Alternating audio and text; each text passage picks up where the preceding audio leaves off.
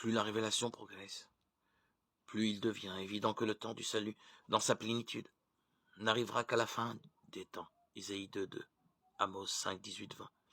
Isaïe annonce pour après ce temps-ci la réalisation achevée du salut, Isaïe 11, 6, 9, parce qu'il apporte le salut du Dieu vivant qu'il représente. Le roi messianique présente ainsi un visage de plus en plus eschatologique. Cette image messianique est cependant de plus en plus profondément mise à l'épreuve.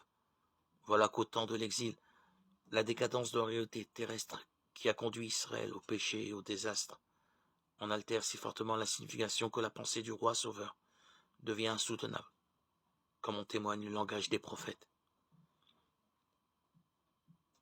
Il devient impossible d'en parler explicitement. Ézéchiel n'appelle pas son nouveau David roi, il l'appelle prince et serviteur.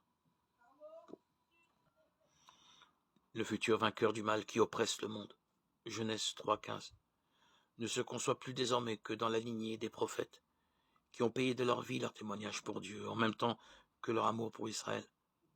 Leur courage indomptable pour proclamer la parole de Dieu, leur haine du péché, leur souci de l'alliance, leur destin tragique, servent à pressentir les traits du sauveur eschatologique. L'image du serviteur véritable prophète idéalisé pénètre et transforme peu à peu de l'intérieur l'image du roi messianique.